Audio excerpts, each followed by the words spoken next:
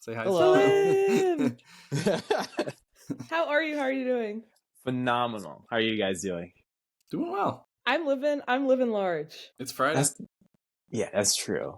Friday's I best day. had a crazy long day today. Same. And it's still going. Mm-hmm. Yeah. The grind doesn't stop though. Never stops. Mm-mm. Grinding my Never. sleep. You grind your sleep? That's impressive. I do too. It gives me jaw tension. I mean, I be grinding. I mean, sometimes I wake up, I'm like doused in sweat. So sometimes I be grinding in my sleep too. See, I be doing it in the winter. I don't know why. I wake up, my shirt's drenched. I haven't even ran. I've been doing some push-ups in bed. having crazy dreams recently, like very intense, very emotional. So, I mean, I don't know where I was going with that. Just that sleep has not been like relaxing necessarily. Same. Okay, I have a little fun question for us to kick it off with. My question today. An icebreaker. Some might call it that. Some might say we're breaking the ice. Either of you feel free to answer first, because it might take some like lamenting to get to your answer, I think. But my question for you is, if you could know the answer to any unsolved mystery, what would it be? Ooh. I would go with like a lost ship with a bunch of gold on it, like knowing where it sank, because then I could go and retrieve said gold.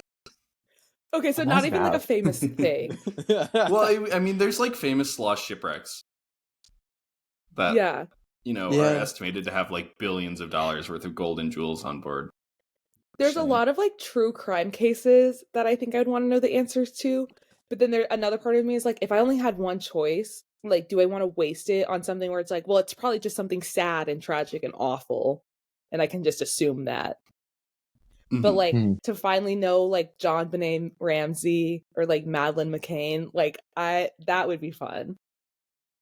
Or to know like the Malaysian flight. That's what I was gonna say. That's what I was gonna say. You were gonna say that? The fact what happened? How can we just disappear like that? No remains, nothing. I think about it at least once a week.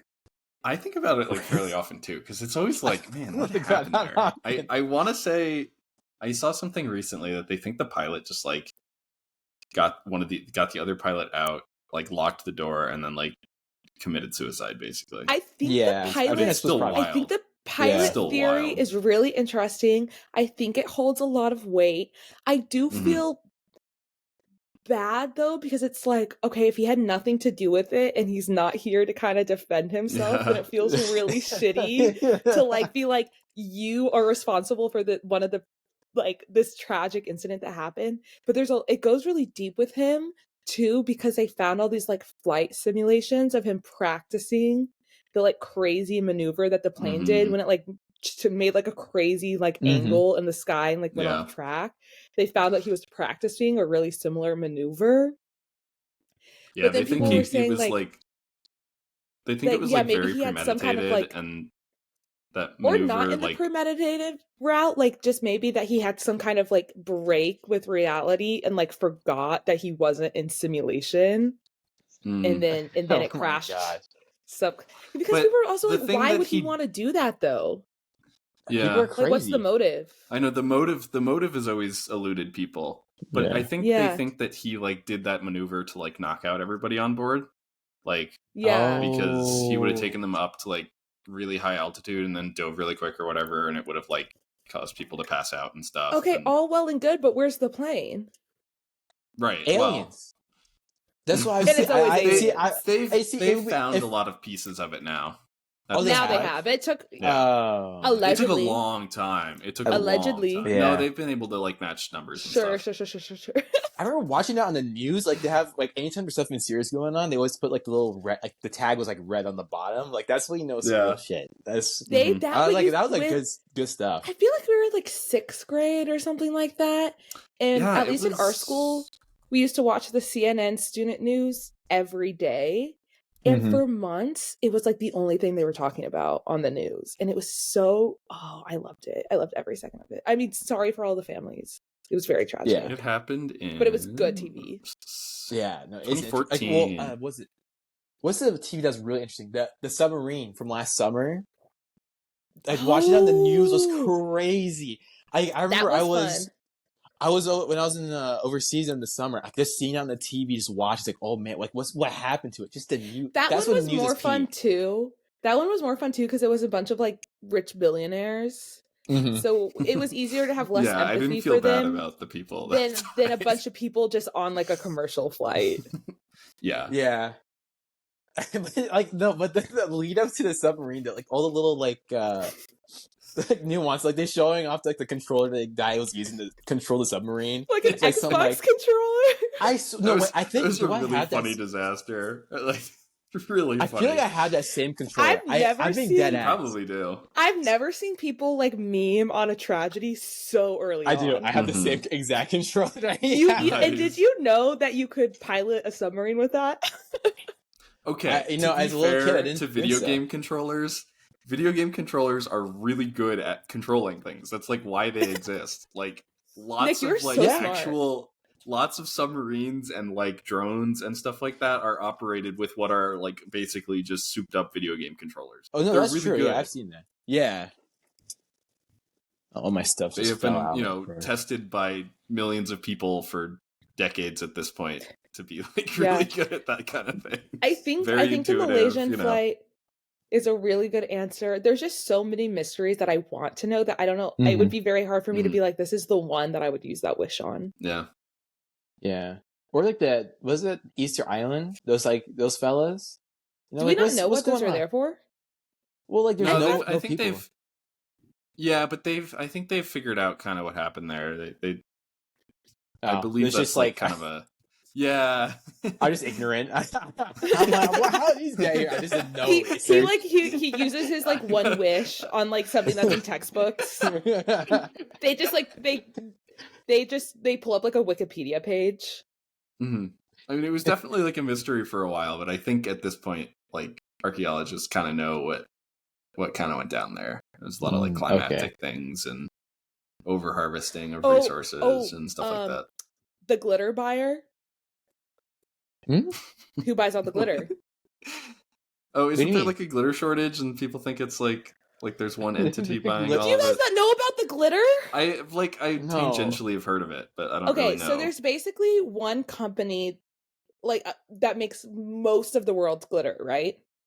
Mm-hmm. And they have a top buyer that is a secret. They won't say who the buyer is. So people have been speculating for years who is the number one glitter buyer. And the reason they won't release it to the public is because allegedly people would be pissed about what they're using the glitter for. So it's been speculation for years about where that is going. And earlier this year, the like top theory was that the military was using it as like to release microplastics to like throw off like radar. Like as like in co-op operations. I'm imagining. Like, I don't buy that. When they use like flares instead of like trying to get away from missiles, they just use glitter. Well, they have something that's basically that. It's called chaff. It's just like a little metal flakes, but it's not glitter. Yeah,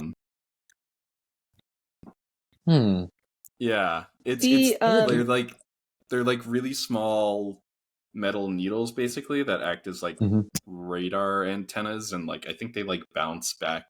Okay, so maybe it's not the military. Waves in a weird way. Who is it though? I would go with probably not the military.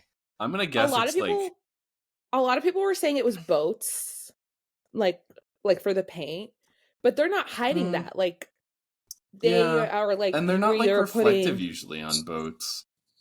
What if it's like car paint has like the little like glittery? Yeah, they're not like hiding that. Like that's not a secret. Yeah.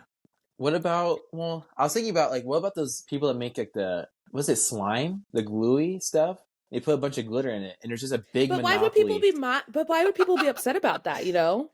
Well, maybe like there's like all these people you see right, like on Instagram or whatever. They're like, oh, we're independent, but they're not. They're all part of they're like a pyramid scheme, right? And the guy at the top, there's this one guy at the top that's just funneling all of this. And that's the guy that's a buyer. he's just like the investor into it. So it's like some multi-billionaire, someone really rich. I don't know. I think that Everett like does so. I'm like, no one would really be that upset about it, and I think that's like the interesting is like, who is it that people would be so upset about that it needs to be a secret? I would, if it was, I would bet it's something like a meat producer or something like that. Oh no, because I can see that would get. Or like, I don't know, maybe they put it in like animal feed for some reason to like track, sometimes. Like something. A lot of people have theories about like food or something, like something like some kind of consumable. My pastrami be shiny sometimes. Like pastrami sandwich, it's like a little. There's a little glisten in there. I know the glisten you're talking about. Yeah. Yeah, but there's a lot of true crime ones that I see that I just feel like you guys won't relate to me about. But that's okay. What's Stonehenge? Is that mystery too? I mean, there's like some mystery around it, but there's a lot of theories. But yeah, I guess that means that there's some mystery. Just because it's so fucking old. I guess there's always some amount of mystery with archaeology. Yeah. Yeah. I feel like it's also uninteresting though. Like you look at it. Yeah, like I don't care what the answer is. So I've been to Stonehenge. Really? And let me tell you, like, I mean, it was cool, whatever. It was the most underwhelming experience of my life. The only reason I went is because I went, like, it was part of our, like, the program that I was on for London, like, so it was, like, paid for already.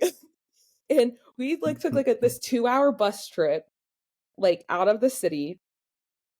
And then you get there, and it's just, like, this huge field and these little tiny rocks. And you just walk up, and you're like, yeah, those are rocks. And then I think we like turned around and we spent the rest of the time like playing with the goats that were also in that field. Like that was the most interesting part. I see. Like I'm kind of surprised no one's like toppled it over yet. Like I feel like someone has like. You're not allowed to get that close. Yeah. Oh, you're not? Oh, really? No. They don't let you like up. No. Oh, that's weird. You can get. I think on the solstice. They have an event where you can get inside the circle. But other than that, like, I think we were, like, maybe 15, 20 feet away. So you're, like, you're not even that close to it. So you're, like, 15 away from some rocks. And it's a really, there's like nothing else there. Yeah, but there's no scale because it's just, like, a huge field. Yeah. So they don't look that big. Right. I forget what Stonehenge looks like. I gotta like. I think it'd be cool on the solstice because I think it like the sun like sets between two of the rocks or something like that. Yeah, like there's some like they've got one rock alignment. That like points towards. I took a picture with they have like a solstice rock, and I took a picture because I was like, this is my birthday rock. Yeah. What's the solstice? I don't. Isn't that just? I can't clue what solstice. It's the shortest day of the year. It's December 21st, and it's also my birthday. So the winter solstice is the shortest day. The summer solstice is the longest day. And then you have the spring and fall equinoxes. I'll post my Stonehenge pictures on our Instagram. The spring and fall equinoxes are when the day and night are equal length. Oh, okay. I'm learning so much today. I don't think I learned this much today. There's a lot of holidays that fall around all of these in a lot of cultures, times. like the solstice is like a really big deal. Like they have a lot of like winter solstice celebrations. Yeah. Because the days would start getting longer again after that, which was nice because like, you know, you were coming back towards summer and it was like, that was the darkest, like worst part of the winter was the idea. Oh, no, every year when I'm like sludging through winter and I'm like, I'm not going to make it. I'm not going to make it. I'm just like, one more day. I'm like, 4 more days, 3 more days, 2 more days. And then the days will start getting longer. And then people will be like, isn't that your birthday? And I'm like, that's not what I'm counting down to. I just need the days to start getting longer. I need the sun to come back out. I'm almost there. Yeah. No, going to work in the dark and leaving work in the dark, the worst thing. So mentally draining. Oh my gosh. Not seeing the sun, like just seeing the window and just seeing a little peek of the sun. That's the only thing I'm getting. Yeah. Terrible. Hence why the winter solstice was such a big part of you know, celebrations throughout history. I don't plan on ever having kids, but if I did ever have kids, I think instead of celebrating Christmas, because I don't give a fuck about it, I'd make a really big deal out of the solstice and we would celebrate that like really hard. Because it's like around Christmas. To be your birthday. Yeah. Well, and Christmas used to be on the winter solstice. So really? How do you know so much random stuff? Well, I know. I feel like I need to start fact checking him. He's just pulling shit out of his asshole. No, I'm pretty sure. Like the early Christians co-opted, like Roman. Yeah, it was a pagan. No, it was a pagan holiday. Yeah, Roman and pagan holidays that happened on the winter solstice, and then just like made it Christmas. But then the calendars drifted because we didn't have leap days and leap years until relatively recently. So it's shifted from. Because also in my hypothetical solstice situation, I would be celebrating like the pagan solstice, and it would be very witchy. So I think that would be my friend's mom's a witch. That'd be fun though. I would like to be more witchy. That was one of my one of my well, I feel like there's like categories. One of my New Year's resolutions for this year was to learn witchcraft, and I have yet to do it, but the year's not over yet. Yeah, it's only February. Yeah, oh, no, wait, no. Today's March. It's March. Hey, I still got time. Yeah. What do you have to do? Like, you just... I don't know. You just like... That's step one of me learning is figuring out what it is to learn. Wear a big hat. Pointy hat. Black hat. Make sure it's black. I do love wearing a black outfit. Which hats are great? So I'm halfway there. Nice. Yeah. A nice long robe, kind of flowy. Get a nice big hat. And you have a cat, right? Witches have cats. So you have a cat. I just saw it. Do you know why witches have cats?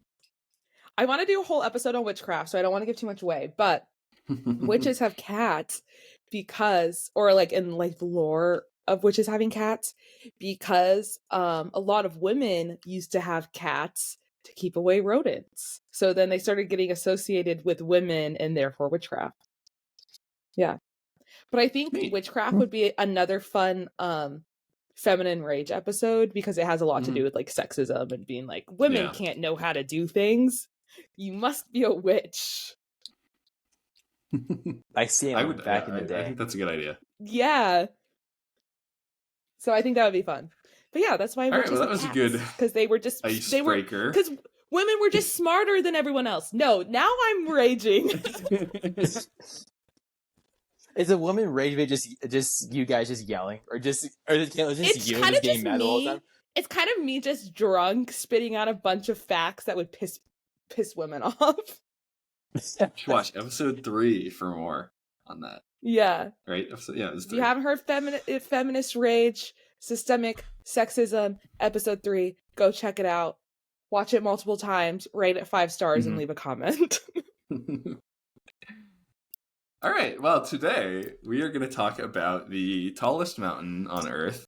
I say tallest, but it's the highest elevation above sea level. There's some we can get into some disputes about what is actually the tallest mountain. There's like 3 kind of main contenders. There's Everest.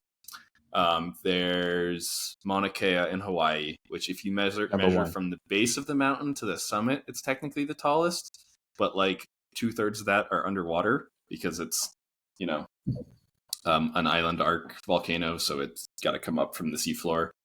And then there's Chimborazo in, I want to say Ecuador. That is the furthest from the center of the Earth. It's not the highest elevation, but because the Earth bulges slightly at the equator because of the centrifugal forces. Allegedly. Yeah, our last episode was on the Earth being flat. Okay. And we still don't know. What do you mean you still don't know? Anyway. It was a very controversial episode. Ignoring Kayla, Chimborazo is the furthest point from the center of the Earth because of that equatorial bulge. However, Everest is the highest elevation, and it is by far like one of the hardest mountains to climb and stuff like that, which makes it kind of interesting. But what country is it in? It's on the border between Nepal and China. Technically. Or wait, is it China Tibet. or India? It used to be Tibet. Did you see people on TikTok being surprised that it wasn't in the U.S.? You're shitting me. No, I did not, and I'm really disappointed. And then they were like, people were like, "Well, what state did you think it was in then?" And the answers were like North Montana. Dakota, yes, like just Colorado, Montana, Idaho, yeah. Well, how old are these people? Like adults. Oh my gosh. Oh. So Everest is 8,848.86 meters. It's 29,031.7 feet. It's very accurately measured.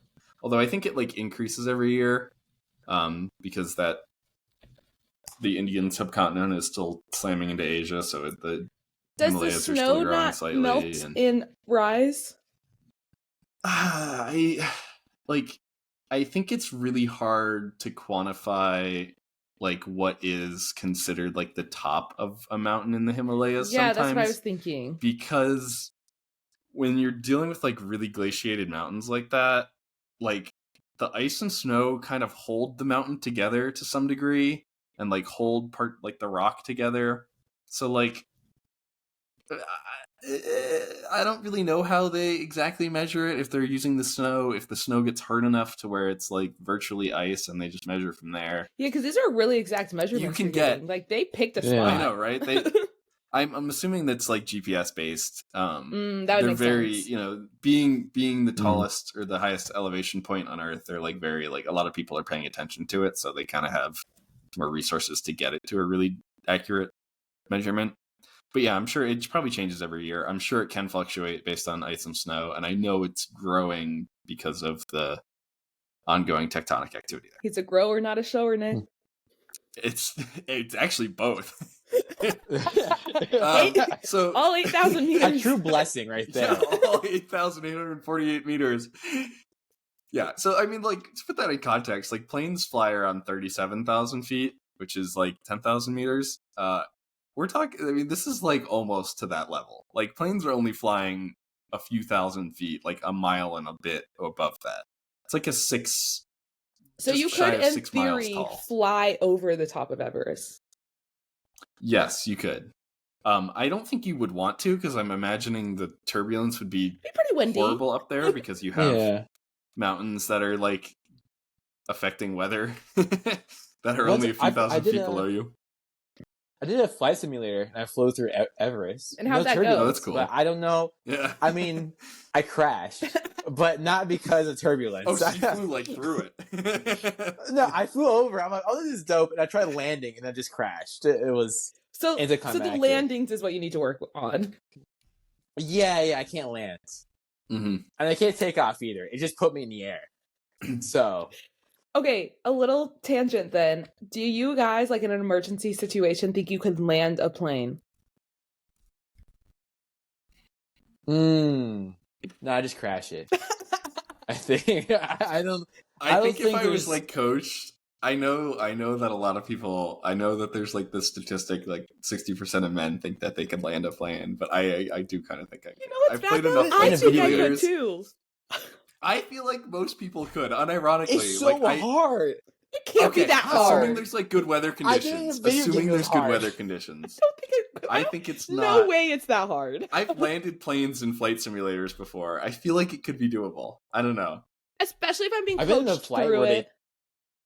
Yeah, I think if I was coached through it. No coaching, nothing. No coaching by yourself. I still think I could do it. No shot. I still think I could do it. No way. I just want to know what all the buttons were. You know, there's like too many in like a commercial aircraft, especially, way too much going on in there.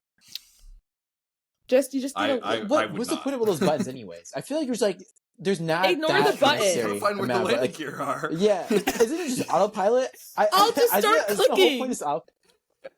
Well, yeah, actually, these days I think the autopilot would do most of the work for you. Which is pretty nice. Like it can pretty much land the plane, so like most people could probably handle it. But I think you still have to press the right buttons. Wasn't it like the Catch Me If I Can guy? Didn't he like fly planes, or did he never actually fly a plane? He just pretended to be a pilot. I can't remember. Who are we talking about? You guys don't. You guys don't the get DiCaprio movie. The DiCaprio movie, but that was a real guy. I never watched it. It's a real dude? I never watched it. You should watch it. It's so good, and it will put you down. Maybe I'll do an episode on this guy, because he's fascinating, and Nick apparently doesn't know who he is. Okay, we'll put up... DiCaprio? I don't. No, the guy that he plays in the movie. We'll put a pin in it. I'll make a note. And then my note's just going to go, that DiCaprio movie. Okay, so it's a tall mountain, and then what happened? It's a very tall mountain. It's the tallest mountain. It's located in the Himalayas, which are a mountain range like on the border between like India, Nepal, China, Bhutan, that kind of area, that arc north of like India, basically. They are by far the tallest, biggest mountain range on the planet right now. They're also one of the youngest, which is why they're the tallest and the biggest. There's this really cool crane species that migrates from India to Siberia every year, and they have been around longer than the Himalayas have. So they have actually adapted to fly over the Himalayas rather than around them. How do you age a mountain? That's a good question. I don't know. Okay, cool. So I'm glad to know you did the most research you could.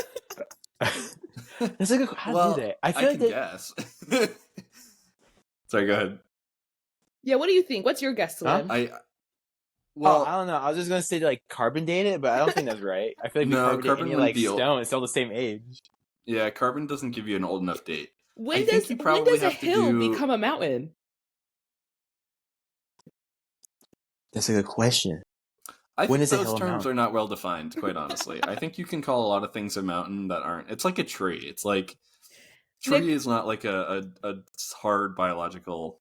Nick, do you know what Hoosier Hill is? Mm-mm. Is it the tallest point in Indiana? Look up a picture of it. Please, look up a picture of it. Hoosier Hill. I kind of want to look up Hoosier Hill too. I'm gonna. Not the farm. I just want the Hoosier Hill. Apparently, they're like a brand of cheese powder, milk powder. Yeah, I mean it's like for babies. It's a hill. I mean it's like, yeah. Is it a hill? Again, like it's the highest point in Indiana. It's 1,200 feet. 1,257 feet. It is not very high. How many Everest is that? 29,000, 1,200. 24. 1/24th of an Everest, basically. That's kind of less than I thought. That's kind of... Yeah. Well, but that's... So, Everest is the most prominent mountain on the world, too, which is the idea of, like, how far do you have to go from sea level to the top of it, right? Or, like, how far do you have to go from, like, the nearest, like, kind of flat ground?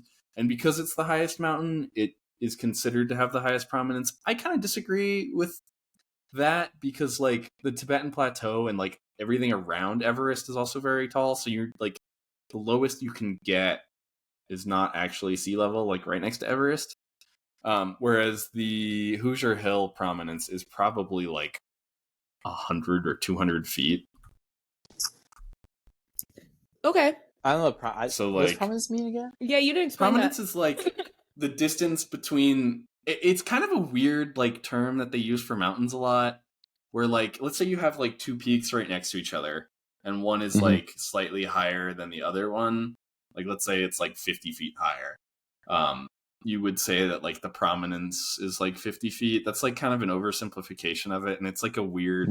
It's kind of just, like, not well defined, in my opinion. But it's basically a way of being, like, where's the bottom of this mountain versus where's the top. Yeah, kind of. Yeah, okay, and it helps you, like, differentiate between, like, the sub-peaks of a mountain versus, like, separate mountain peaks. These are all... I mean, they're all kind of, like, loose terms anyway. Like, you know, how do you really define a mountain is kind of, like, weird. Yeah. So, like, you could probably... Like, the surrounding plain of Hoosier Hill is probably at, like, 1,000 feet. And then you would go up to, like, the top of Hoosier Hill, and it's probably, like, a 200-foot elevation gap. Mm-hmm. So... Yeah. Versus, like, when you're going up to Everest, I mean, you could go from sea level and get to, like, 29,000 feet. I don't know what the surrounding landscape is. Yeah, I read. We had to read a book in high school where they visit Hoosier Hill, and then they jump off the top of it. Which I don't think you can really jump off the top of. It's not like there's a cliff there. No, that's... So I don't think you could do that for Everest. No. You would die. At a picture. It's just a rock. It's just a small little rock. It is the highest point in Indiana. Put some respect on the name. I will respect it a little bit more. Yeah, so back to how you date mountains. I want to say that when they're forming, you can like the rocks will like lock in certain isotope ratios, and then you can probably measure that. Nick, do not speak isotopes to me. Do not speak isotopes to me. I helped my friend Adriana with dating some stuff one time. We went to a lab in Arizona. It was very cool. They like shot little rocks with lasers and then like sent them through. That is cool. Mass spectrometer. Now that you said lasers. Yeah. But yeah, so there's this species of crane that has been around and has had this migratory route longer than the Himalayas have been there. And because evolution is like weird and imperfect, they now fly over the Himalayas in their migratory route rather than going around them, which is pretty cool. Just so that they could say that they did. Yeah. It's kind of a flex, honestly. Mm-hmm. Let's talk about the name of Everest. We're just kind of gonna like go through a bunch of random stuff about it. We'll get to some like disasters about that happen later. But yeah, I just want to like talk about some things. So it's named after this guy, George Everest. He actually pronounced his name Everest, not Everest, which is so stupid. Like, it's like the worst. I just, could you imagine if we called it Mount Everest? Like, it just doesn't work, and everybody is right. No, it doesn't sound as cool. It doesn't have that, like... It doesn't sound as cool. Sounds like very dominating. Yeah.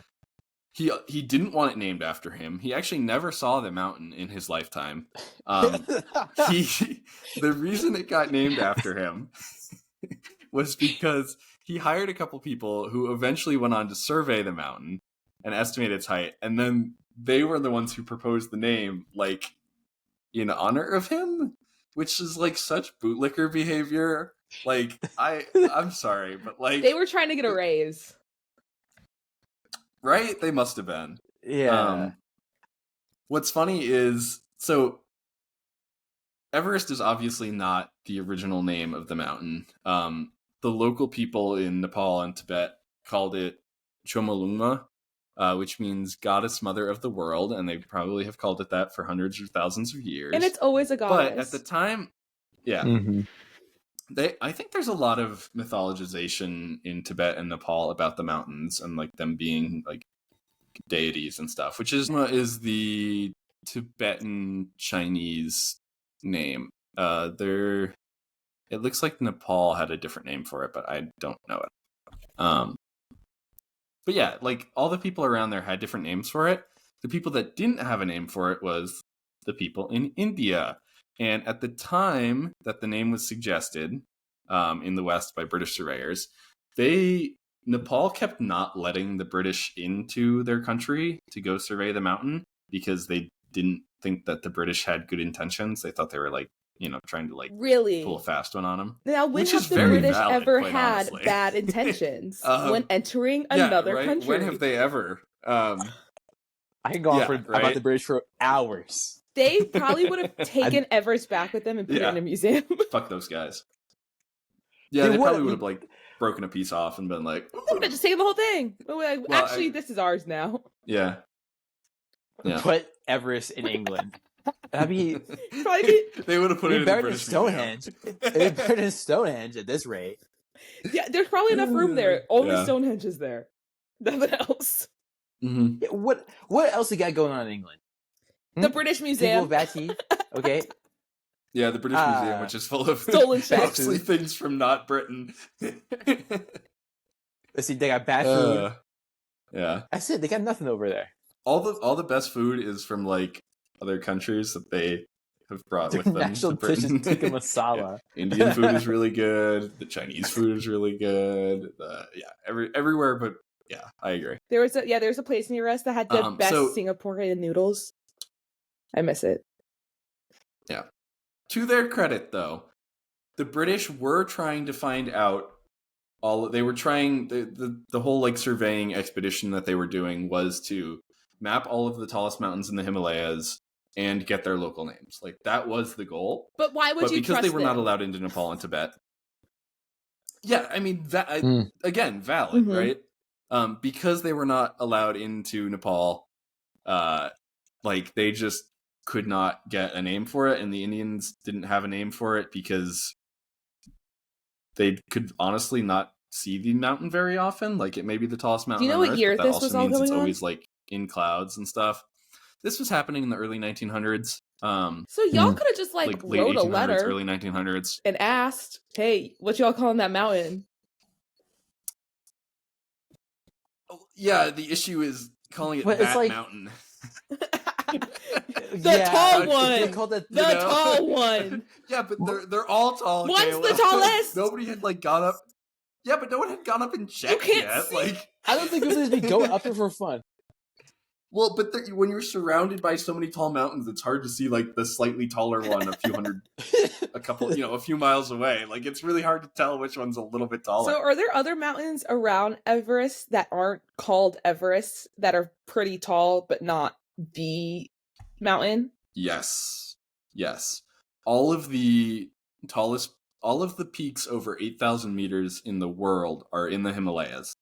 So, like I said earlier, by far the tallest, biggest, youngest like mountain range on Earth. Like, all of the peaks over 8,000 meters are in the Himalayas. Okay. So, I mean, the country has like, Nepal and Tibet and, the surrounding areas have like lots of very, very tall mountains.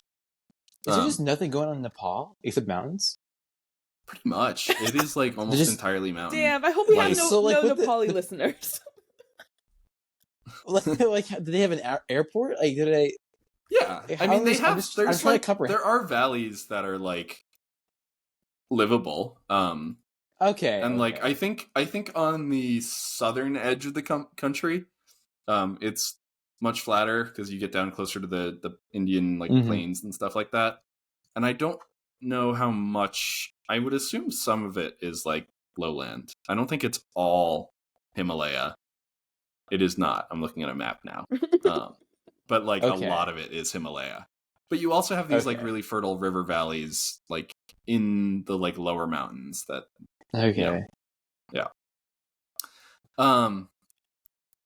Yeah, so when they were doing the surveying, right, it was like you had to like look at it with like a spyglass and like measure the angles and stuff and know where you were at, and like it was this whole process. So it was like an estimate of the height, and they were like, okay, by like the early 1900s, they were like, okay, we're pretty sure this is the tallest mountain in the world, and it's about 8,800 meters tall.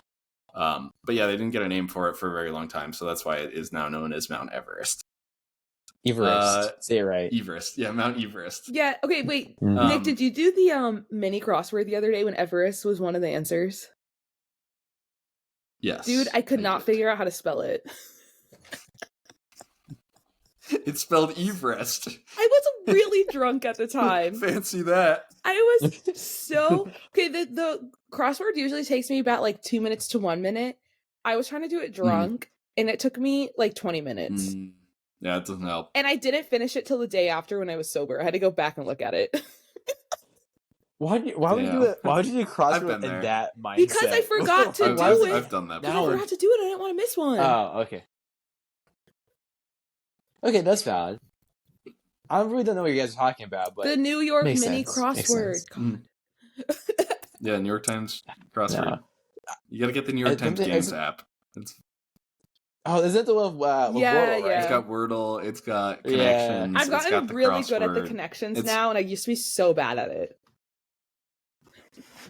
Once you kind of figure out like the thing, sometimes I hate the clue though, or like the answer. But the good thing, sometimes I'm like, this was stupid. Because like the purple one was so stupid the other day. But the good thing is, if you get the first three, you get it by elimination. So it's like I don't know the category, but I'm finishing the puzzle. But yeah, the category was stupid. The category the other day was animal names backwards. So I was like, so those just aren't even, so just not even the word that you're thinking of. Yeah. If you're a connections player, you'll get it. Change the word. I don't like when they change. Yeah, because one category was like almost color names. So not color names then. Yeah, and it was like missing a letter. Yeah. It's like, it's so loose. I don't know. Whatever. Everest was first successfully summited in May of 1953 by Sherpa Tenzing Norgay and Sir Edmund Hillary. Boo. British guy and a local. So one of the ethnic groups in Nepal are called the Sherpa. They are just an ethnic group native to Nepal. They usually live at very high elevations. A lot of Sherpa have like genetic adaptations to living life at high altitude, mostly to do with like oxygen delivery, red blood cell count, blood thinning, because if you have too many red blood cells, your blood gets really thick. Like, I'm a big fan. All of these like adaptations. Big fan of the Sherpa people. My physiology class did a big deep dive on the Sherpa people. It was very fun. They're very cool. Yeah, they're basically superhuman. Would they be good athletes? They tend to be. They would probably be great athletes. They have like. Yeah, like I'm trying. They basically can like survive off of lower oxygen levels than like the typical person. Mm-hmm. Yeah, their bodies are like really efficient. Well, you still have to train, but it'd probably be easier than the normal person. Their bodies are like really, really good at using the oxygen that they take in, and they're better at taking in the oxygen. So like they're just like well adapted to life in like the high mountains. You see very similar adaptations in other groups that live at high altitudes, like people in Peru, people on the Tibetan Plateau, which is kind of on the other side of the Himalayas. All of these like really high altitude groups tend to have similar adaptations. So because of all of that, Sherpa have kind of become like a part of mountaineering culture, especially in the Himalayas. They are an essential part of basically every Everest expedition and the vast majority of Himalayan expeditions in general. They tend to carry a lot of gear. They tend to like set the routes up. We'll get into this more later when we talk about like modern Everest and all of the problems it has, but like they do like the bulk of the labor involved with like climbing these mountains. Sherpa Tenzing Norgay helped lead Edmund Hillary to be the first to summit Everest. He rarely got like the same level of credit and like praise that Edmund Hillary did because he wasn't white. Yeah, crazy how that works.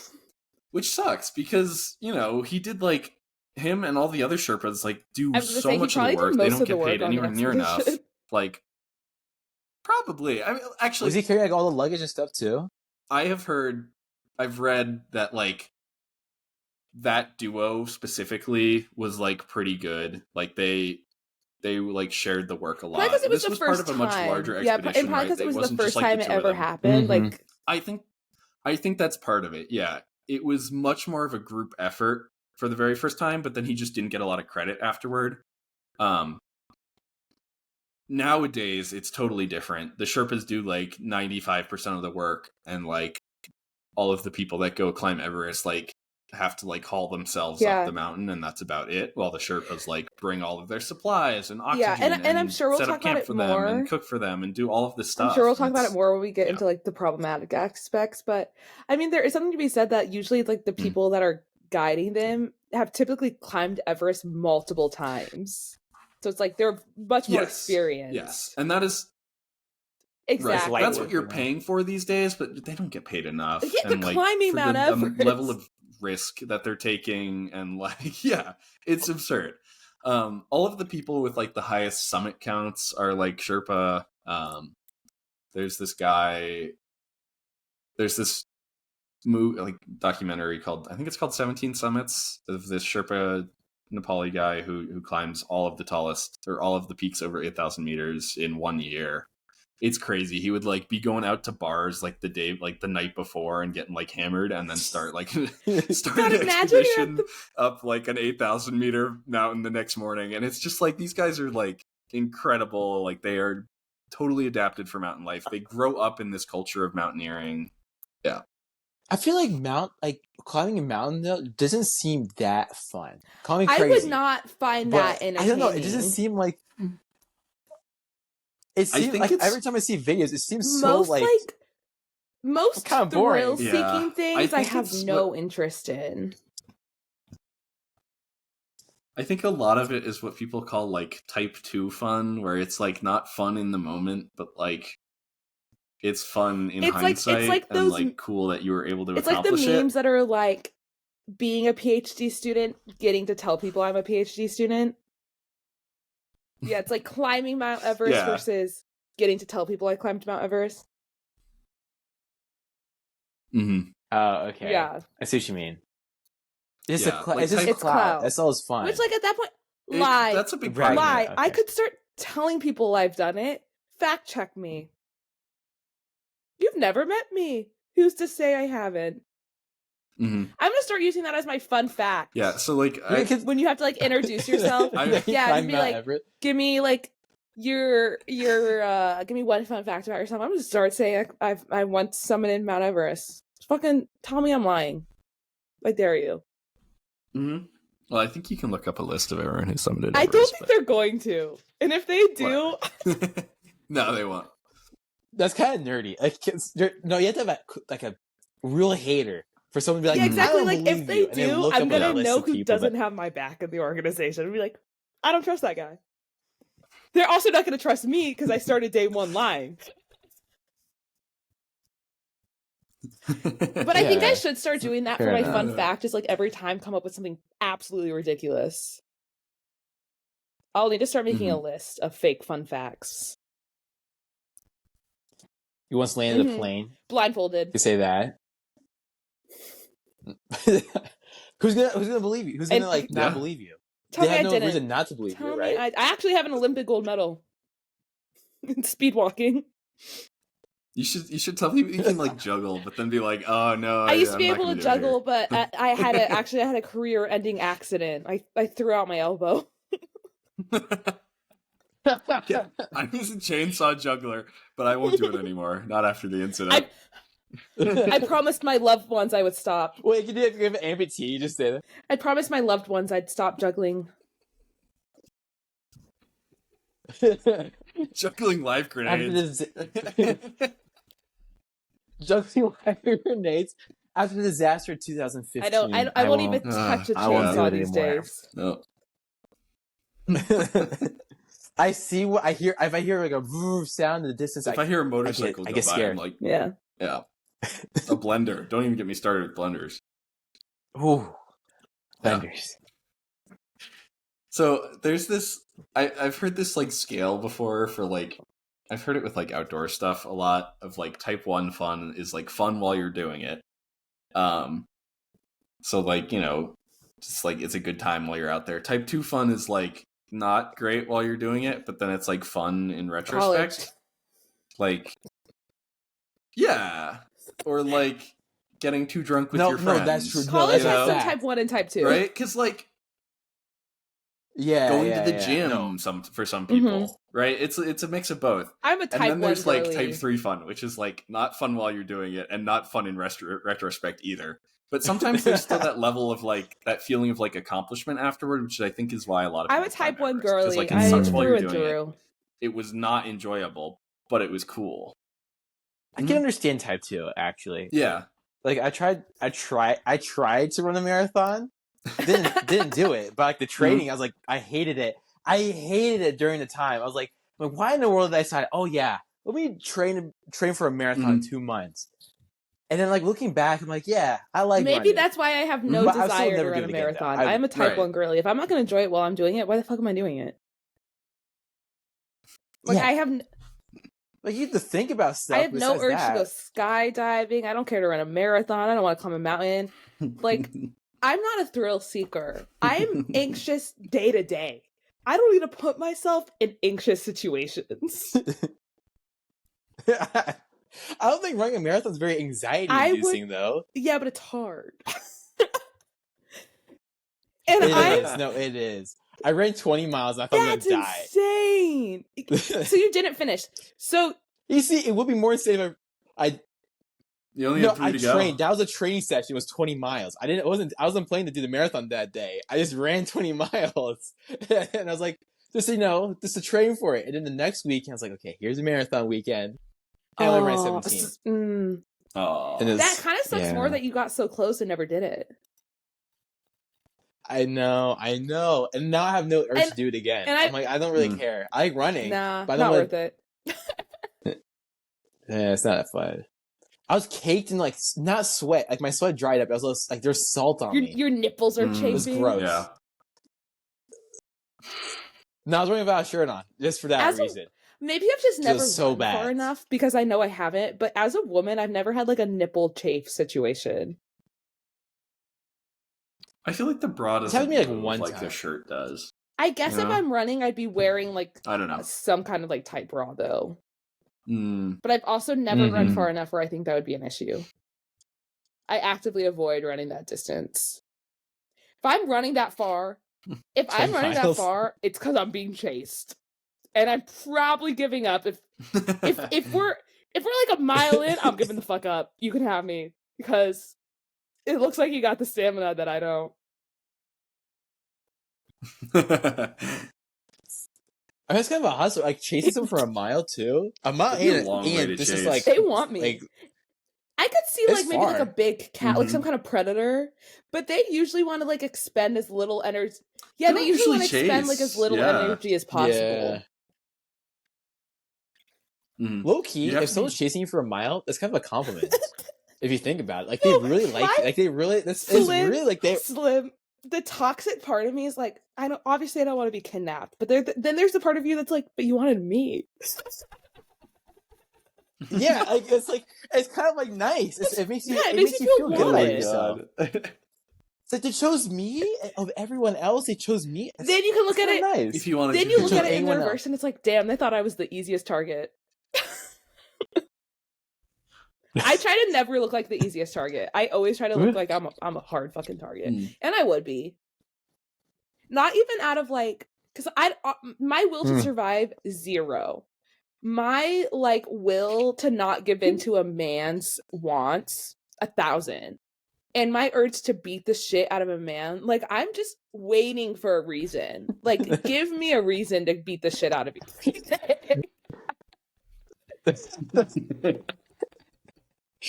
I can imagine you're like walking back. You know, you're kind of like a little. You're like, you know, no, you're not a little like saying like this you know, stone cold face. Some guy approaches you, just pull. You get your purse, you just open it. It's just like an arsenal of weapons in there. There's like an AK-47. Like, obviously, there's like a I need to get you like a obviously I don't want to have to protect myself, but if the situation arose, like, I'm not beating the shit out of you because I have the will to live. I'm beating the shit out of you because I have so much rage against men, and I'm finally getting the opportunity to direct it towards who deserves it. Oh my god.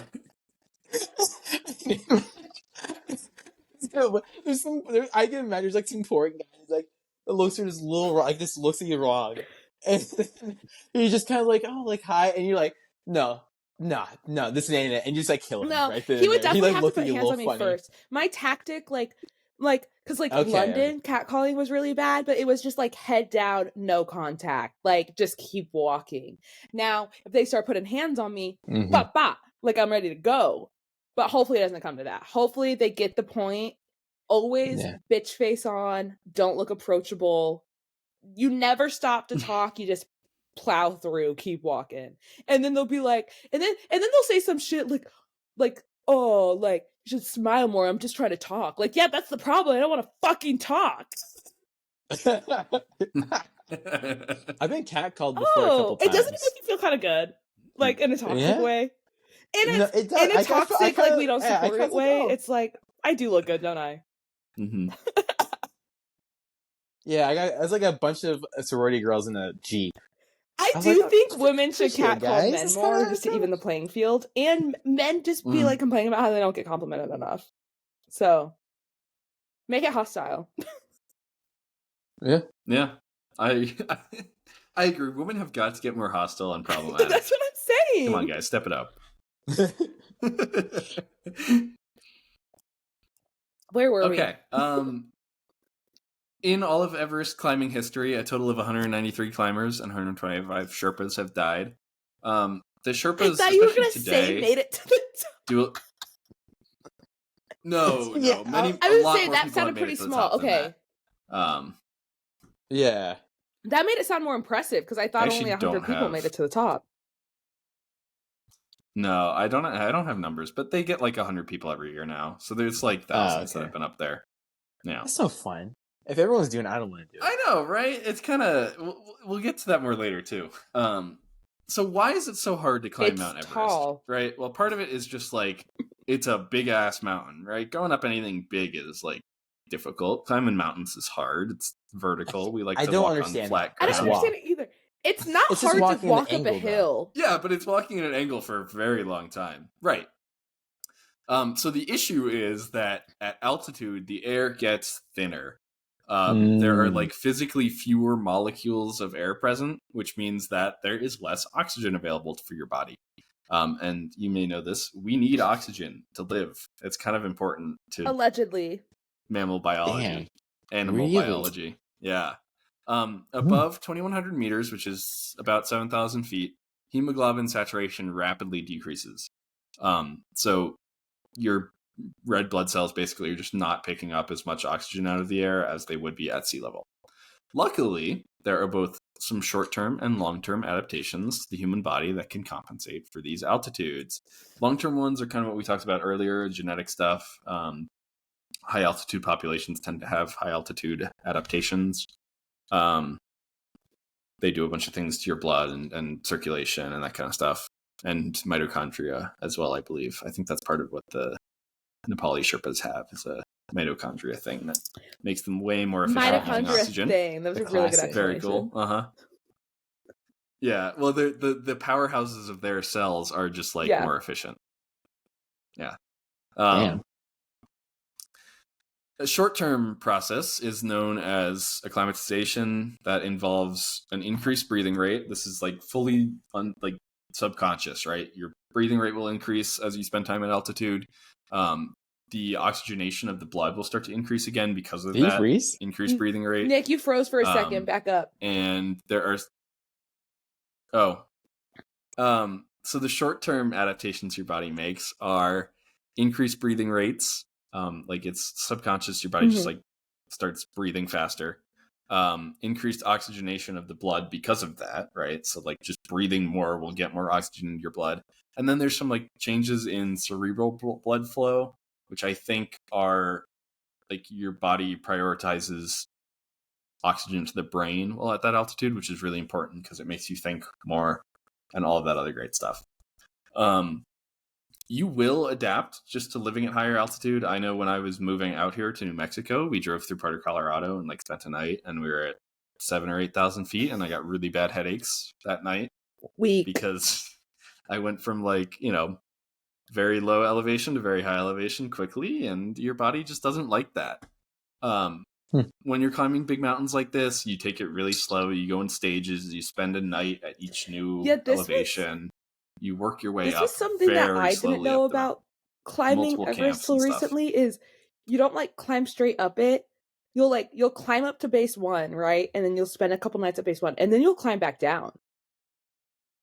And then really? Because you have to give your body time to like adapt. So they'll go up to base 1, they'll spend a couple nights there, they'll climb back down the mountain. Then they'll climb up to base 2, they'll spend a couple nights there, and then they'll climb back down again.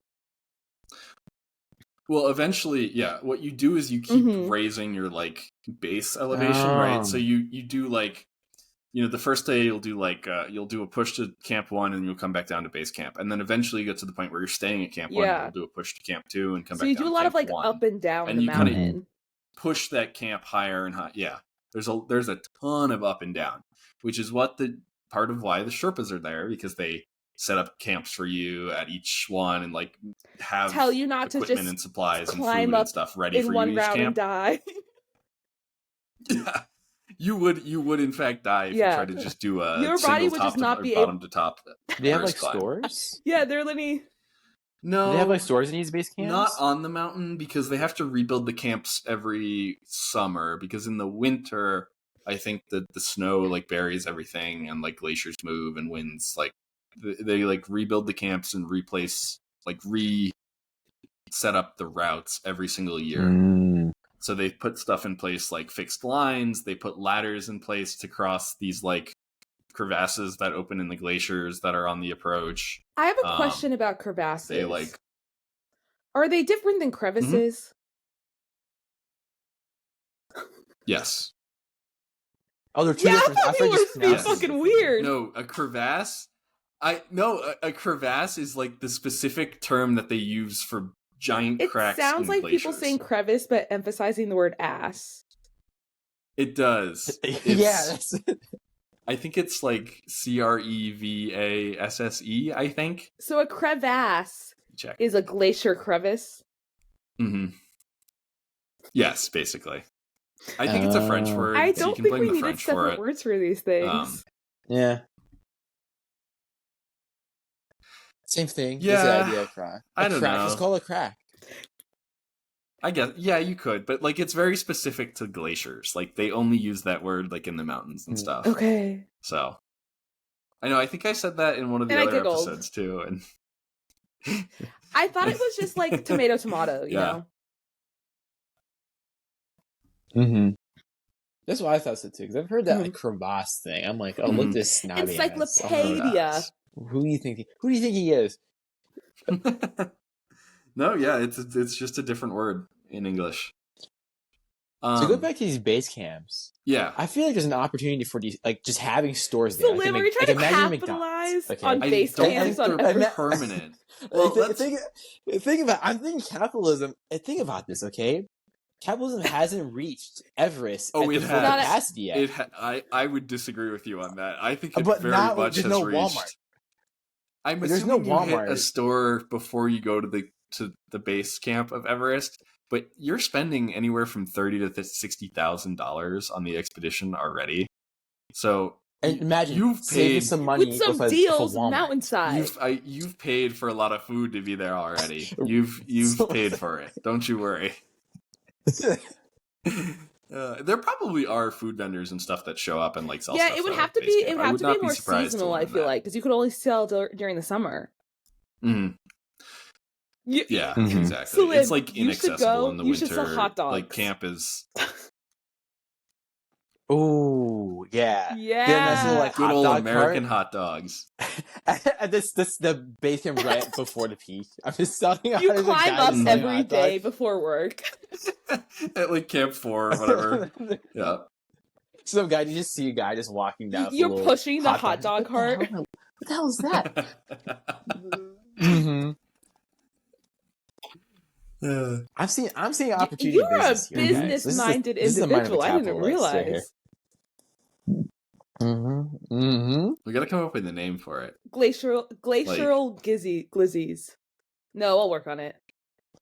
Ooh, glacial. It doesn't roll off the tongue very well. Chomo glizzy? I don't know. Mount Wiener? No. All right. I told you I'd work on it. That's it. Mountain some wiener. I'm trying. You know what I mean? Your body does really.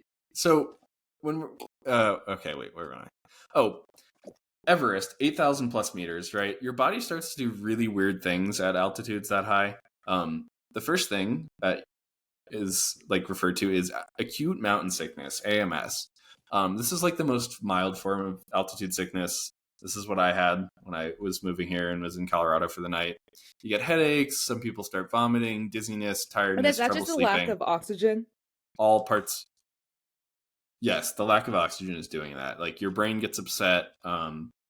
Your body starts pumping your heart a little faster, I think, to try to like thinking that you just need to pump your blood better to get to your muscles, but really there's just not enough oxygen in the air.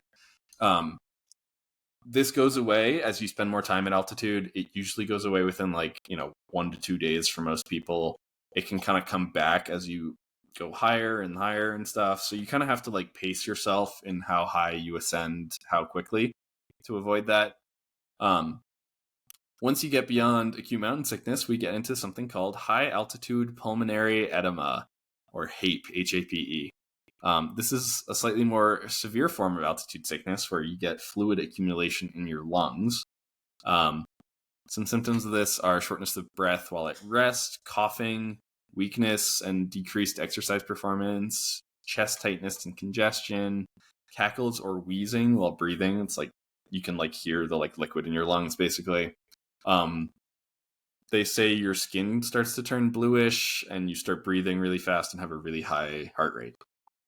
Not Isn't fun, right? You want to avoid HAPE. Like, I just plan on never costs. being that high up, but yes.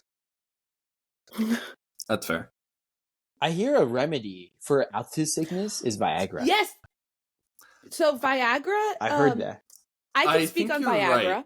So it's just a vasodilator. So it just, your arteries are a tube, right? And it takes the tube and makes the tube wider. So that's just increasing blood flow. And so when Viagra was originally made, it was made as a way to like help with like cardiac issues, like help blood flow. And a side product was they realized like, oh, you can keep your erection better because you're opening up like vasodilation. Oh, that's funny. But like, and especially like in pets like that have heart conditions, like they'll prescribe Viagra because all it's doing is opening up your little blood vessels. So, but by doing that, you're right. Like you're increasing the circulation of oxygen through your body. We talked about Viagra a lot in my physiology class too. I think a lot of people bring Viagra on big mountain trips like this because it's like vasodilator as a way to treat that. Yep. Well, can't believe I saw it in the show one time. I thought it was a joke. I was like, it could be dead ass. You'll see. You'll see pets right. A lot of the time be prescribed Viagra, which sounds really silly, but it's usually like they have some kind of heart problem.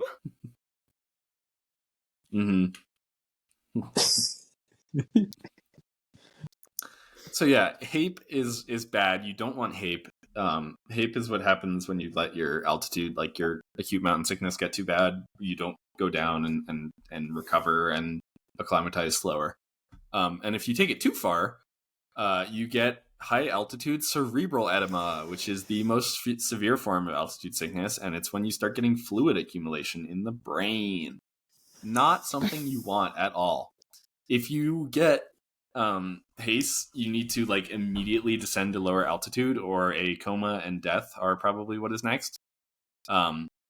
Patients who experience HACE are usually given supplemental oxygen and dexamethasone, which I think is just, what is this? That might be Viagra? Is that the one? No, it's a different one. It's a methazone something or other. I don't know. It's a drug. Symptoms of HACE are confusion, loss of consciousness, fever, ataxia, which is like uncoordinated muscle movements, rapid heartbeat, extreme fatigue, and an altered mental state. A lot of people describe it as like feeling like super drunk.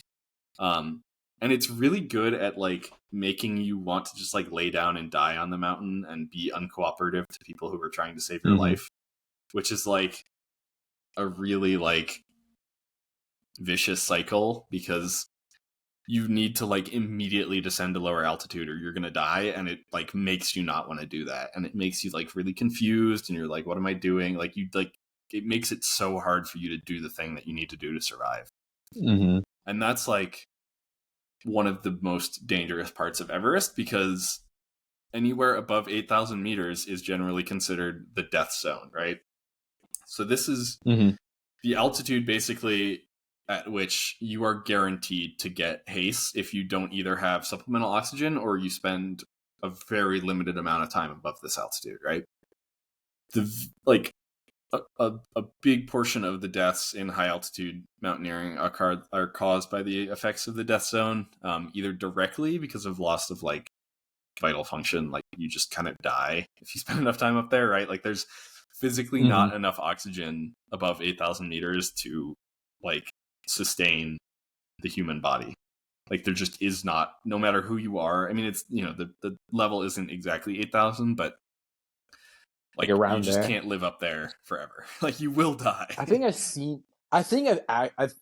So for the reason Instagram, it like, there's this point in time where I would just see a lot of videos of people just dying. Like I didn't want to watch them, but it would just feed them to me. And a lot of them were like Everest stuff. And I saw a lady she just gave up on the mountain. She just like slid down.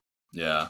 I guess she had that. I mean, she may have had that. I don't know. She probably did. That would be my guess. Because it just makes you so like tired. Your body is like shutting down. That's what happens. It makes you confused and it makes you like uncooperative, makes you lose consciousness. It just like is so good at being like, you should just lay down and go to sleep. Isn't there a subset of people though where it's like a point of pride to climb Mount Everest without supplemental oxygen?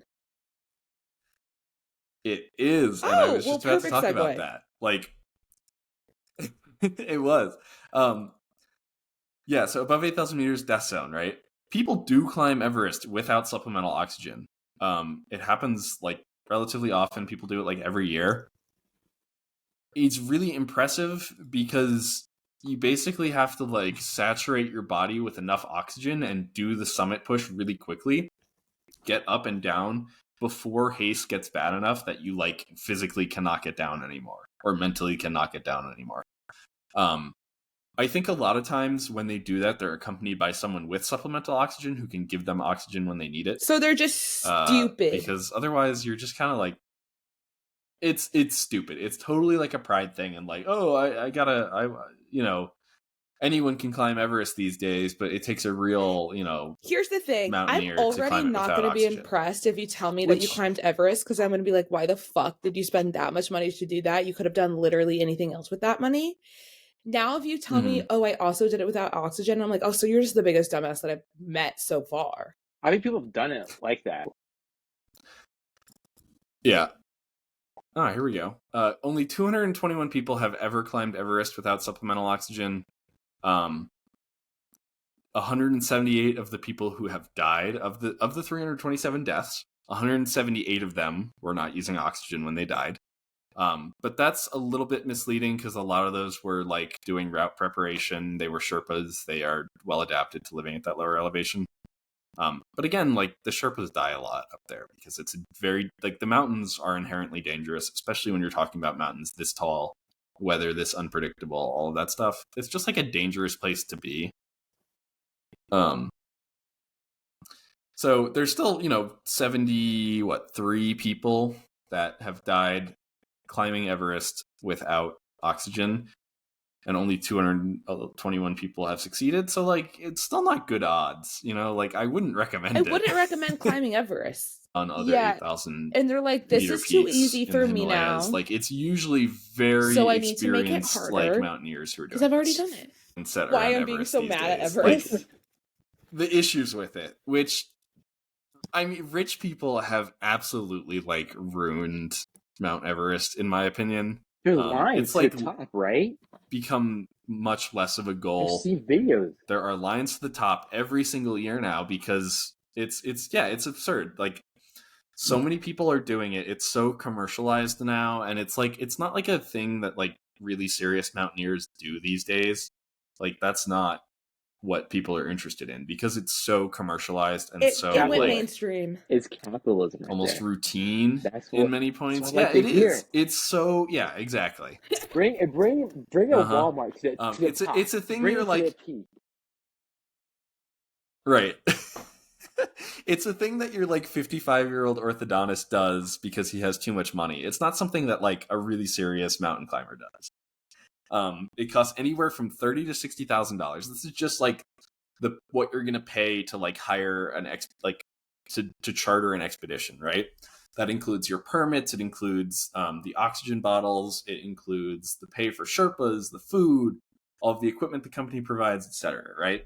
And that's not even to mention, getting there, the months of your life you have to set aside in order to climb Everest, like all of the training, all of the gear that you need just, like, to get up there and to just, like, climb a mountain in general.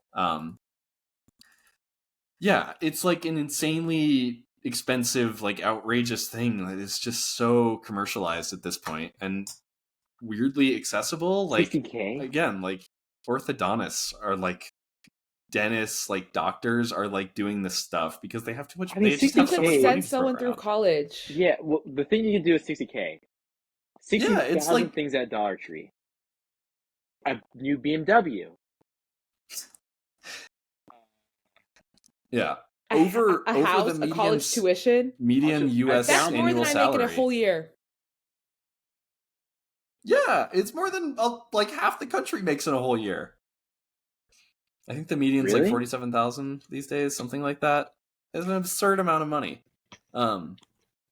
And not only that, but all of these said rich people leave so much garbage and poop on the mountain because it's already so much effort to bring stuff up that, like, it's like nobody brings things down. And because you're in like super cold, super dry conditions, it doesn't break down ever. So the poop from like all of these hundreds of people that go to climb Everest every year and all of thousands of people that are involved supporting that is still there. It's just it just stays there. Imagine the scenery, okay? You're using the bathroom. Not ever just imagine like just the scenery. No one else can say, yeah, I took a shit and I was looking at the Himalayas. Yeah, but then you turn around and there's fucking a whole pile of everyone else's shit that's been there for years. Yeah, and you're catching a whiff. You're climbing up this gorgeous mountain in some of the most beautiful scenery you've ever been in, and you catch a whiff of someone's shit from 2 decades ago. I don't know. Like, it's just... They had to take it down now. Yeah. I think so. I think there's some still amount of like tents and sleeping bags and food that doesn't get taken down. Used oxygen bottles, food, single-use plastics that get brought up, all of the like broken gear and tents and all of that. It all just like stays there, and it's like, there's plenty of dead bodies that are still out there because they're so hard to get out. I picked this topic because so I mentioned earlier, I always got this. I saw a bunch of videos just like dead people on Instagram, and like a lot of them were just like they make good landmarks. Yeah, like a lot. It's just there were so many of the videos were just Everest dead people on Everest. I'm looking like, what's this colorful thing on the mountain right there? Why is it just not moving? And I'm like, oh my god, it's a dead person. It's just so nuts. And they don't decompose. They don't decompose because for the entire year they're like too cold for like microbes to like break them down and stuff. So they just sit there and don't rot. And they it's wild. People die up there all the time, and it's been made worse in recent years because of all these really long lines, right? Like, you may have a season where the weather is so bad for the whole season that everyone just kind of ends up trying to go to the summit on the exact same day or like in the same like very short weather window. And there's nothing you can do to predict that, right? Like, weather is already hard to predict, and when you're talking with like big mountains and super localized weather, it's like even harder. So you have to wait for like good weather windows to open, and then everyone ends up on the mountain at the same time, and you get these really long lines just to get up to the summit, and people are moving really slow, and you have like one person. If I needed another reason to not fucking do this, I fucking hate standing in line. You're telling me I just walked up 7,000 meters and now I'm standing in fucking line? I'm gonna push the bitch off the mountain. You've walked up 8,600 meters. You've walked up 8,600 meters, and you have like 200 meters to go, and you have to wait 4 hours to get to the summit because it's fucking. And everyone's got to take their Instagram pic when they get up there. Oh, yeah, so you're 100%. Gonna have to wait your turn. Oh, you gotta. I mean, if I get to the top of Mount Everest, I'm taking a couple pics. Look, if I was there, I'm taking more than one. Yeah, you better be taking. I'm having a whole photo shoot. Do they have silver? So you're gonna have to wait. Exactly. Like, could you? I don't know, but my camera's gonna work. Well, like, could you like in the line? Like, if you're in line, maybe can you like use TikTok or something at least? I mean, personally, say, well, I have entertainment. Bring a book. Here's the thing.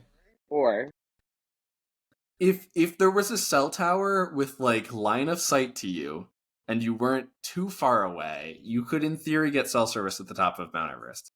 A lot of mountains actually have cell service at the peak, just because like they're really tall and tend to have line of sight to the cell tower, which is like one of the important things, right? Like, if you can see a cell tower, you usually have cell service. You could be watching TikToks on top of Everest, is what I'm hearing. I think you could be. I think Everest might be remote enough that would be hard, and also your phone battery would freeze really quickly and lose a lot of power. Oh. So, yeah. So no TikTok on the mountain is what you're saying. Probably add that to the list of reasons I'm not going. That would be my guess. Yeah. Nepal's government, in many ways, relies on all of that tourism money that Everest expeditions bring in, and so they've been really like hesitant to put limits on permits and stuff like that. A lot of people, a lot of Sherpa have been like pushing and being like, hey, maybe we should like limit the number of people that we let on Everest every year, and maybe we should limit the number of people that we let on it once. But also, there's other Sherpa and other people who are like, "Hey, yeah, my entire this is my livelihood job. I'm not going to limit my business." Yeah, $30,000 to $60,000 is a lot of money in the U.S., but that is like way more money in Nepal, right? Like, it just like the money U.S. dollar goes so much further there. It's like lower quality of living just generally, so like everything is cheaper. It's a lot of money there. And it's tough because like, yeah, I mean, this is some people's livelihood is like doing this, but it's also incredibly risky and incredibly dangerous, and it keeps getting worse. Like, we are dumping so much garbage and so much human feces on that mountain every year. And like, it's gonna reach a breaking point where like Sherpas are gonna unionize, and like it's gonna be a whole crisis of like crazy. Which I want them to, I think they should be like is unionizing. Really pushing, I can't because they're putting their lives. Where were we? Like, yeah, I think they should unionize. Quite frankly, I think it would be Isn't that like only good for them. Thing? If they haven't already, they may have already. I think all workers should unionize. Like, they are so. I agree. They are so essential to like the process of climbing Everest, though, that it's like, nobody would be going up there if they weren't helping. Pretty much. Are there people that go up without Sherpa though, or is it just they always had to take a Sherpa? Not really. No, I think nowadays you actually have to get a permit and have a Sherpa take you up. I think it's illegal to climb it. And is that just like trying to mitigate risk? I could be wrong about that. I think it's a mix of mitigating risk and making sure that they are like. True. Could you stop people though? Like, if you just started climbing, would they notice? What are you gonna do? Who's gonna care? I feel like the other Sherpa would be like, "Hey, you're gonna die up there. You need to have a Sherpa with you." At least at like the lower camps. Once you got high enough, you could probably get away with it. But like, you're never gonna. No, you're gonna die first. Right. Let's go a little quicker. You're not gonna be able to run. You're oxygen deprived. So much. Yeah, so much effort goes into setting up the routes at the beginning of the season that like you can't get you're not really climbing it by yourself, right? Because someone has already put like hundreds of person hours into like setting everything up. That does kind of make the first climb so much more impressive in retrospect, that they were just free balling it. Yeah, so it was like this. It wasn't just two of them, right? There was a whole expedition around this. It was a mix of Sherpa and British explorers and mountaineers, and Norgay and Hillary were selected as one of the two pairs that would do summit pushes. So there was a lot of, there was all of the camp process again, like that they still do today. They had base camp 1, 2, 3, 4, however many. There was a team that made a summit push like a few days before them and had ended up not getting there and left some oxygen stored for them. The first two guys were like besties on the way up? I don't think they were besties, but I think that they were like on better terms with each other than like Sherpa are today with a lot that of they were like an enemies to lover situation, and then they reach the peak and they're both so excited and they're like hugging and crying, and they're like lifelong friends. That would be cool. I think that just probably didn't happen, unfortunately. Probably a little racist. God damn it. Yeah, I think Edmund Hillary probably went back to England, and I believe... I don't even think they kept in touch. Tenzing Norgay continued to like guide people up mountains afterward. They may have sent each other letters. I don't know. No, let's say that they did. For just the thought of it. Yeah. Well, let's in our head. For the plot, they're best friends. Yeah. What else? Oh, let's talk about some disasters. So in 1996, 12 people died on Mount Everest, all at the same time. This was by far the deadliest year in Everest climbing history up to that point. when there was a very brief weather window, so a lot of people were on the mountain at the same time, and a blizzard like hit randomly, like no one was expecting it, and it just came in and like, you know, killed 12 people. There were a bunch more injured. Like people were stuck up there for like a while and had to get evacuated. It was a huge like nightmare for Everest climbing in general. Like it caused like a lot of people to really like be like, hey, maybe this is like too commercialized and too bad accessible. Idea. What year was this? Like, yeah, why are dentists and stuff climbing Mount Everest like frequently? You know, it's like 1996. Pretty modern. This has been an issue for a while, right? Like, this is not a new problem with Everest. Like, they've made some changes, and it's definitely, I think it's gotten better, but I don't know. It's still not like a good system that they have going on there. And then in 2014, we had another major disaster when a serac, which is like a giant block of ice, I guess, fell.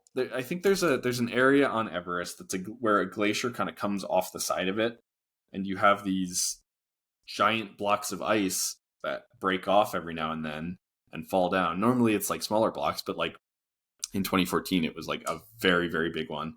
Triggered an avalanche and ended up killing 19 people that year. Plus like 8 more injured or something like that. There was a whole rescue process. This was in 2014, so this was pretty recent crazy. Too. You know what I learned about recently? I don't know if you know this already. Have you heard about the death mask? Mm-mm. Okay, so when an avalanche happens, obviously you're like buried in snow. So you're buried in snow, everything's covered, and what happens is because you're breathing, a little bit of snow melts and gives you this like pocket in the snow full of oxygen, but then it quickly freezes over again, creating like an ice sheet that you can't get out of. So you have this like small ice sheet around your face, and then you breathe all of the oxygen that's left in that pocket until you run out of oxygen, and then you die there. So they call that the death mask, like the sheet of ice like right around that bubble of oxygen around your face. Oh. Isn't that a cool name though? And snow is heavy. People don't realize I was that is a black mask for a reason. Snow is really, really heavy. Yeah. So, and it also sucks because you get this like moment of like, okay, maybe I'll be okay. Like I can breathe fine. And then you asphyxiate. Why can't people climb out of the avalanche though? Like I can't. Yeah. It's really heavy. It's really heavy. Snow is really heavy. And if you're buried deep enough, like you can't move your limbs because they're all like covered in snow. And like you just like, it's like you're fully blanketed, right? Like you can't move your arms, you can't move your legs, you're fully blanketed. The hot air from your mouth melts the snow a little bit, so you have a pocket around your face, but then you eventually use up all that oxygen and die from asphyxiation. Yeah. And it's not, once it like settles after the avalanche, like you're denser than the snow, so you get buried. You usually sink to the bottom of it when it's in that like semi-liquid state, but then it like solidifies, and all of a sudden it's not like light, airy snow. It's like this dense, like solid that you're like trapped under now. It goes. It's. Yeah, I mean, people do survive. You have a couple minutes usually, and if people can get to you, I was going to say, I think the way to survive, people survive avalanches is to like have all the time, people dig you out. But I don't know if there's any way to survive once you're buried. Yes. Oh, so like if you're by yourself, you're done. Usually if you not. Got other people. You gotta rely on other people. Yeah. Oh. Yeah. Pretty much. Which is why you shouldn't go into the mountains alone. Always go with the partner. partner. Buddy system's important. Bring the guy that you trust to claw you out of the snow death mask. Yeah. Don't be around a lot of snow, I think, is the solution. Don't know, or just be around a lot of hills. And if you are, make sure you've taken the correct precautions. Yeah, avalanche terrain is only anything over, I want to say like 35 degrees, 40 degrees, something like that. So if your hill is not steep enough, it can't avalanche. So I plan on being on very flat land. And very dry. I'm more of a desert girl. Can there be like sand avalanches? I feel like that's a thing too. Yes. Basically any like granular substance can kind of avalanche. Like you see it, it's like if it's stacked higher, like at a steeper slope, then I think it's called the angle of repose. We learned about this a little bit in like a coastal engineering class that I took once. Because like sand will do this. Yeah, if you like have it too steep, it like settles. There's like an angle that like if you were to take sand in your hand and like pour it out, you know how it like kind of forms a cone at like a specific angle? That angle is like consistent across that material. And if you have things that are steeper than that, then they can like spontaneously or suddenly give way and like try to return to that angle. Happens with snow. When the snow is falling and the wind can be blowing on it, it can like pack the snow up at an angle that it would not normally sit at. And then as soon as like the wind dies and like things settle and stuff like that, that's when you get avalanches. Yep. And the weather, snow is can be so hard to predict sometimes too, because like temperature and humidity and all of that has effects on it. You can have like freezing and thawing that can create like an ice layer on top, and then new snow settles on top of that and can avalanche very easily. There's a lot of stuff that goes into like avalanche safety. But when you have a giant serac fall on your mountain, it's usually going to cause an avalanche no matter what. So that killed a lot of people. Yeah. So, do any of you want to climb Everest? I didn't want to climb Everest before we started. Yeah. Here's the thing, right? Can't you just, like, I don't know, jump out of a plane and then land on top of Mount Everest? Is that a thing you could do? Or take a helicopter all the way to the top? Ooh, like parachute? You could, yeah. It's just, then you have to get down. You still have to climb down Mount Everest. That's the thing that they don't tell you about climbing Mount Everest, is you have to climb down Mount Everest. Can you ski down it? Mm-hmm. Someone has skied part of Mount Everest. That sounds fun. Like, low-key, that sounds kind of fun. Like, I feel like I feel like you pick up speed really quickly. I've never skied before, so I wouldn't know, but... Me neither. I mean, how you would have to go steep is Everest? I get that it's tall, but it could be wide. I don't think it's that steep. There are steeper mountains or steeper parts of certain mountains. I'm sure, like, it's not steep enough that you need, like, technical climbing gear at any point on Everest. Like, you're never, like, ice climbing or, like, going up a vertical wall. So you would probably just ski back down the route that you went up at, which is not crazy steep. Also, like I was saying earlier, like, Everest is not really, like, a big target for, like, serious mountaineers anymore because of all the commercialization and the lines and stuff like that. It's also, like, not, like, a very technical mountain. A lot of people, like, prefer, like, more challenging mountains that are challenging not because of just how high they are, but because of, like, the fact that you have to do some rock climbing in the middle of it, or do some ice climbing in the middle of it, or, like, do all this other sketchy shit. So yeah. I just don't think I'm ever gonna understand, like, thrill seeking. Just be safe. I would have to agree with you. I'm not a thrill seeker. Like, I like rock climbing and I like skiing and I like being in the mountains and stuff, but I don't want it to be I don't want there to be a risk of death. I like... That's fair. I mean, there's always, like, some level, like, some amount of risk of death, but I absolutely take every safety precaution I can. I honestly, Nick, like, I consider you a thrill seeker. I'm like, you go skiing. Skiing is thrill seeking? Yeah, but I want to be skiing when I'm plummeting down the side of a hill. That sounds dope. Okay, that kind of does sound dope. I mean, once you like know what you're doing, it's not that bad, and it's really fun to go fast. That's how you break your neck. Would you never go on a roller coaster? Well, I'm not, like... I think I've done enough roller coasters for my lifetime. I'm going to be honest. Like, I've done roller coasters. They were fun. Like, why push the limits now? Like, I know what it's like. I'm also, like, on that same note, I'm not a big amusement park person. I don't think the older I get, like, I don't like standing for long periods of time. I don't like standing in lines. I don't like paying for expensive, bad food. I don't like large crowds. I don't like when it's really hot and sweaty. I don't like feeling dirty. And I've been on a roller coaster. I know what it's like. So I just don't think that's for me. These things all apply to Mount Everest too. Maybe not the hot and sweaty. Expensive food. Yeah, probably not that hot and sweaty. I imagine you're kind of cold and sweaty for a lot of it. I just want to be cozy. Really I just want to be comfy cozy. Like, things that I want to spend a lot of money on is like laying on a nice beach, having room service. Those things, I think that will cover it.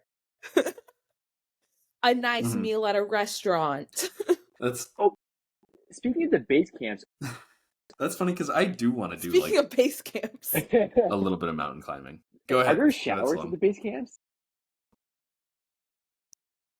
That's a good question. I would guess no. I imagine it's hard to bring that much water up there to begin with. Like, I think you're up there for like so weeks it's like a couple months of not showering. Oh my god! And like I have a very you probably like towel wash because I have a very intense lotioning routine and skincare routine, and I just don't think my skin's gonna like it. It's a stress. Yeah, it probably wouldn't. Oh, some probably do have showers. It's got a cold fucking shower. I do. At base camp. That's insane. Things I like: an outdoor shower. I do love a good outdoor shower. Outdoor showers are elite. A warm outdoor shower. Mm-hmm. Where do you find? Yeah, the water's gotta be warm. It exists. I've never seen one before. On a beach, like a beach house, like. Oh yeah. Okay, I see. Yeah. Mm-hmm. Okay. Not on the side of a mountain. Shay's family has an outdoor shower at their beach house. Oh, and that was just the best shower I've had in my entire life. And I've been a fan of outdoor showers ever since. Have I had one since? No. Am I a fan? Through and through. Low key. There was one at the place we stayed for Yeah, but it wasn't very nice and Ryan got locked in. They had the like outdoor like no. Yeah, he did get locked in there. Did he get locked in there twice?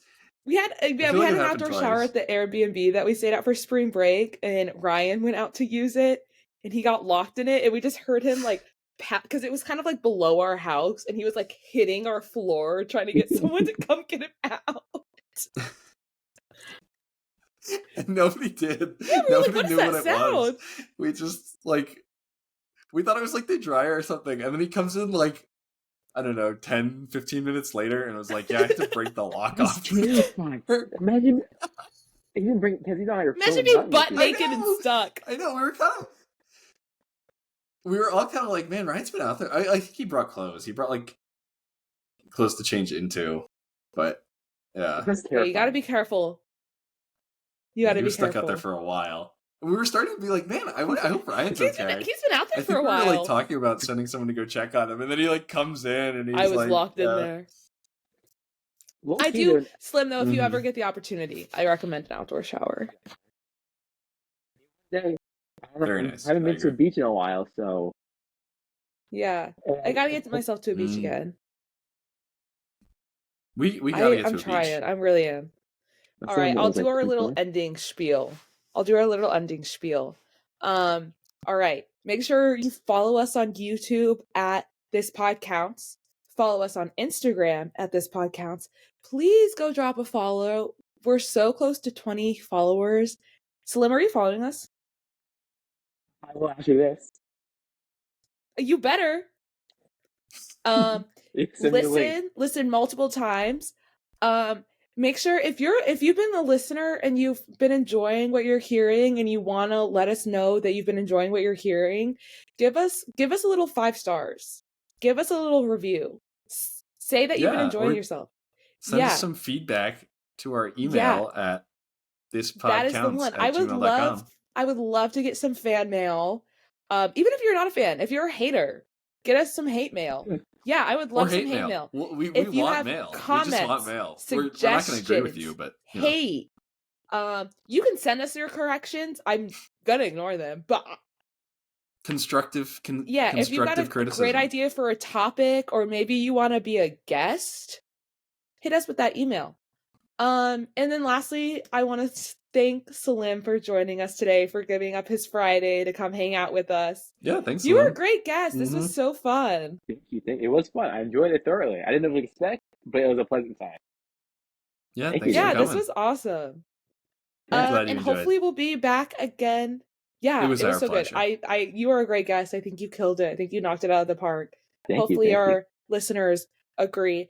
Listen to this episode, listen to last week's episode, listen to the episode before that. Tell us what your favorite episode is. If you're watching on YouTube, give us a thumbs up, leave us a comment, interact, show us that you're listening. And thank you. Hopefully we'll be back again next week with another exciting topic. And just thank you everyone for your support, your listenings, your listens, your follows, your comments, your questions, your concerns. And we'll see you again next week. Bye. Yeah, thanks for listening.